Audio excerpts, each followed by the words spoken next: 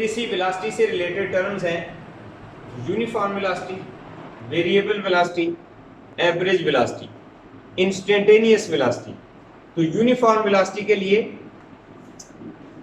Uniform velocity की जो technical definition है उसमें हम ये कहते हैं कि if equal displacements are covered in equal intervals of time, if a body covers equal displacements in equal intervals of time, then velocity of that body is uniform.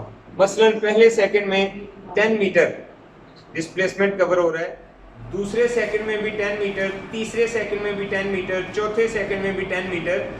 तो ऐसी मूविंग बॉडी के लिए फिर यूनिफॉर्म वेलोसिटी की term इस्तेमाल करते हैं कि if a body covers equal displacements in equal intervals of time, then velocity is uniform. तो uniform velocity mean uniform velocity if a body covers equal displacements, if a body covers equal displacements in equal intervals of time,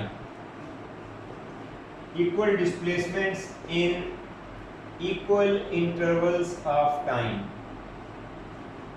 in equal intervals of time, velocity is uniform, velocity is uniform।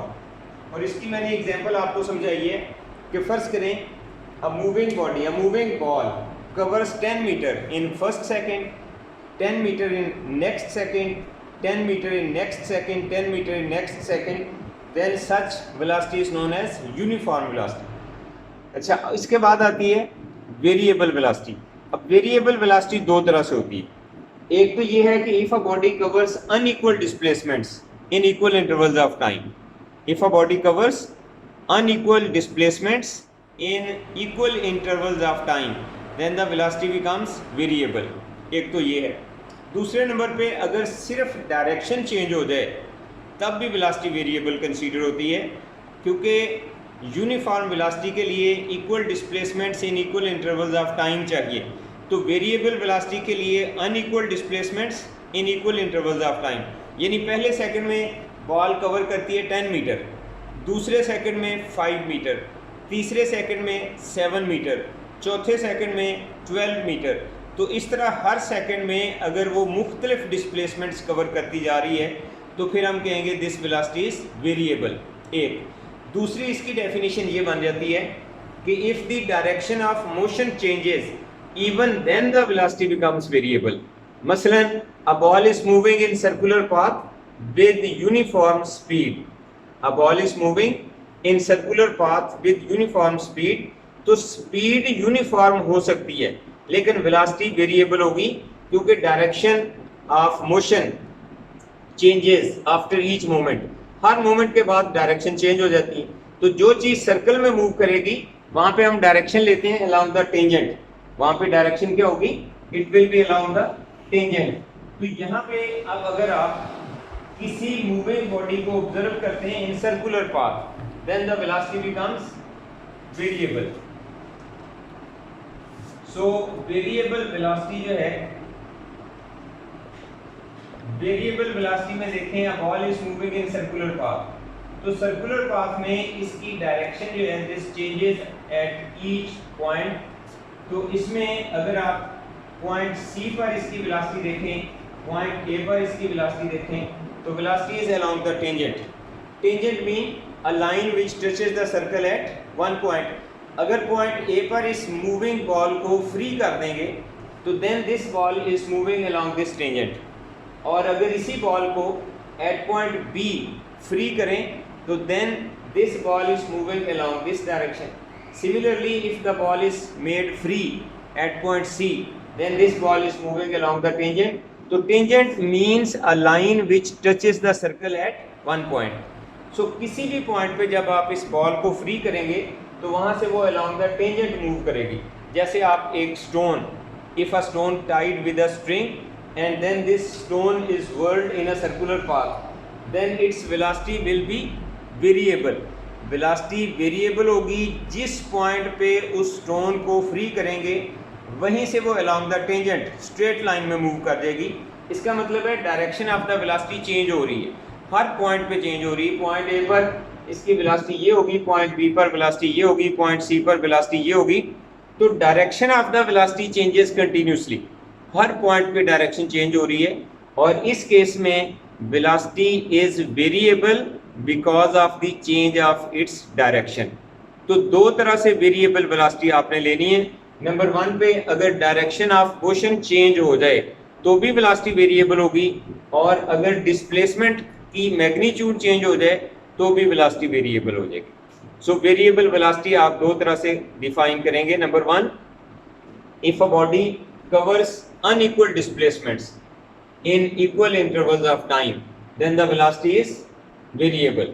Or secondly, if the direction of motion changes, even then the velocity becomes variable. तो इसके बाद आ जाए average velocity. Average velocity means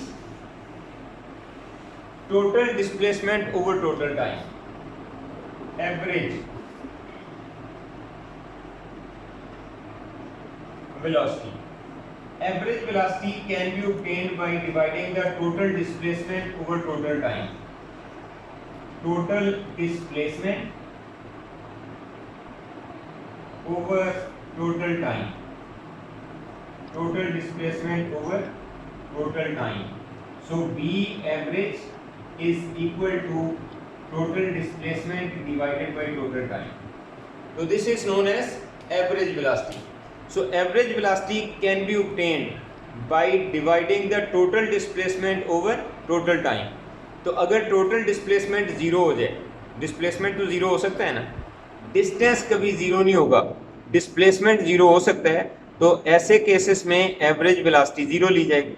जैसे मैं एक example देता हूँ, मसलन a ball is moving in circular path, a ball is moving in circular path, तो अगर इसमें 1 कंप्लीट रेवोल्यूशन का डिस्प्लेसमेंट लिया जाए तो वो कितना आएगा?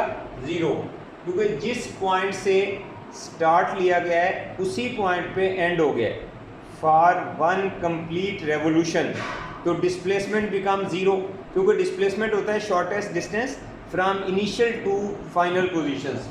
तो for 1 complete revolution, for 1 complete revolution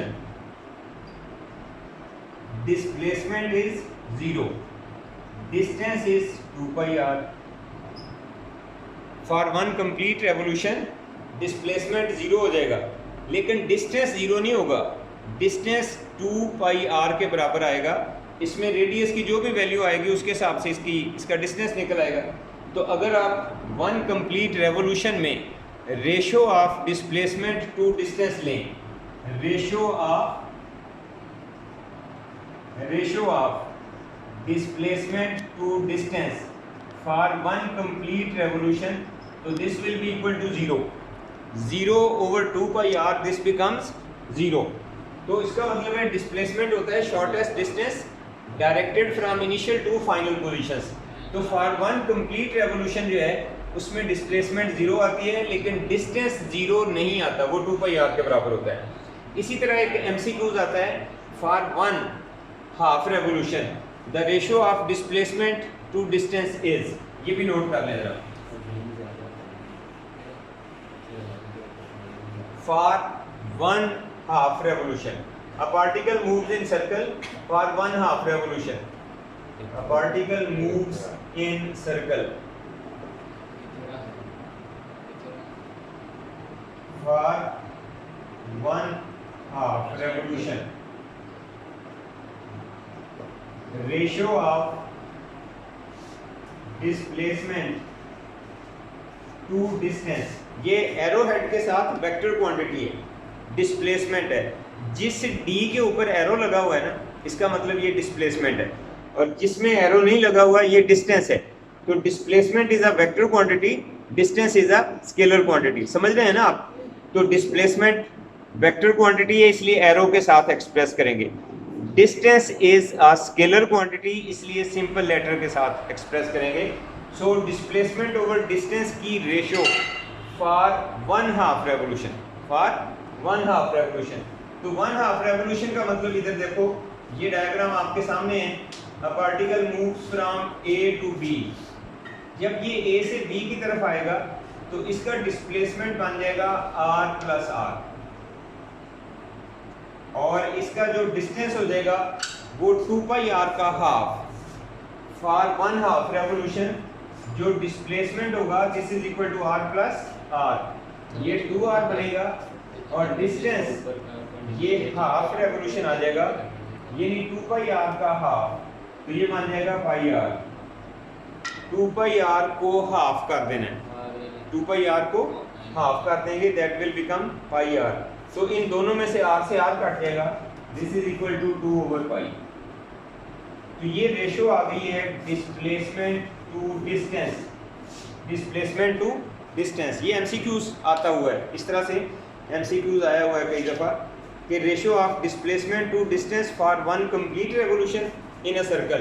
तो वहाँ पे आप लिखेंगे 0, displacement over distance is equal to 0/2 pi r 0। और अगर यही क्वेश्चन आता है कि find the ratio of displacement to distance for half revolution, a particle is moving in circular path, a particle is moving in circular path, find the ratio of displacement to distance.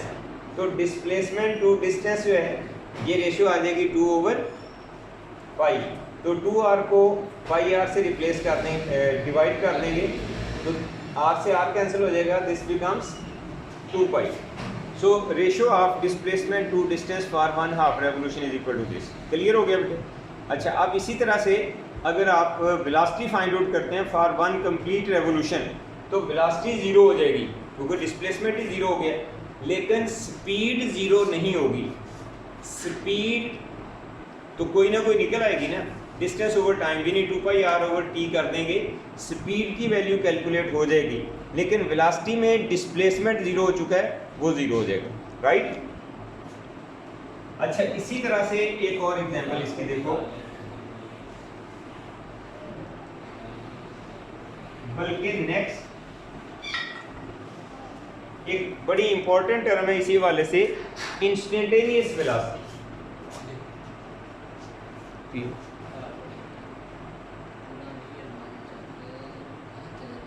Instantaneous velocity जो है, instantaneous velocity होती है the velocity of a moving object